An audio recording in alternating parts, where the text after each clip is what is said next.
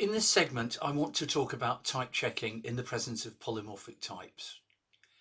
Just to remind you, what do we mean when we say a type is polymorphic? It means a type that contains type variables. So the type A, or the type list of A, to list of int arrow B. So that's something that takes a list to a list of lists where the members of the list are themselves functions. A type may be applied to float and C as a pair, or the pair of the single element type and functions from A to A. Now remember, a polymorphic type in a sense stands for all the type you can get when you substitute types for the type variables.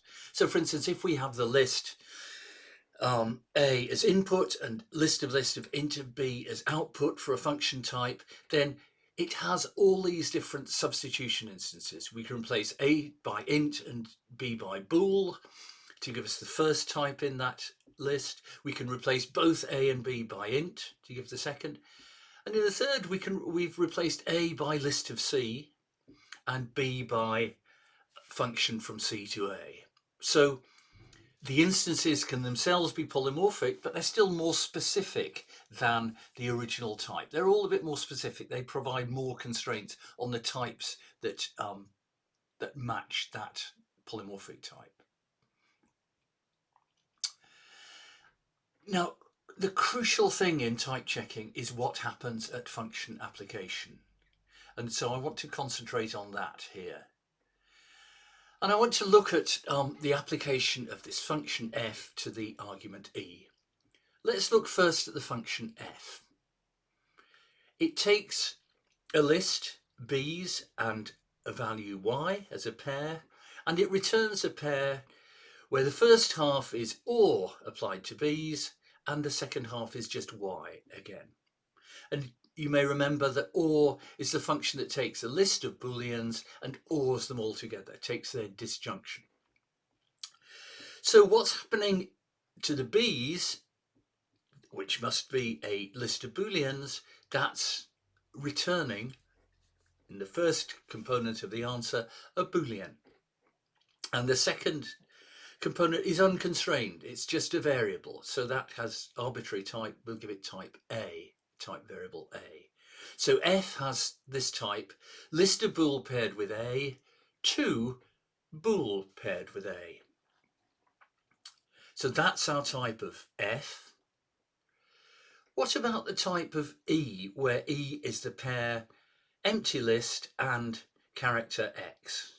Well, that's a pair where the first element is of an arbitrary list type, let's call that list of T, and char. So we've got this function f and value expression E. What's the type of f applied to E? What happens when we apply f to E? Now, if you remember, if types are monomorphic, we simply say, well, E must have type S and f must have the function type that takes exactly that type S, and the whole thing is of type T. That's not what's happening here. Here we've got f takes as input a list of booleans and an arbitrary type, whereas E is a list of arbitrary type and character. But remember, there are instances of these types which are more specific. So we're saying E is of that type, but E could also be of type list of int char, or list of bool char, or list of function char. And similarly, f could be list of bool comma int to bool comma int. There are more specific instances of these. So can we find an instance of the input type of f and of E that's in common? Well, let's have a think. What we could do is we could take that A in the type of f and replace it by char. So that gives us a char in the right hand side of the pair. What about E? We could replace the T there by bool. And so what we've got instances of the input of F and of E where the input type of the function and the type of the argument match. And so finding that common instance is enough to say, yes, we can apply this function.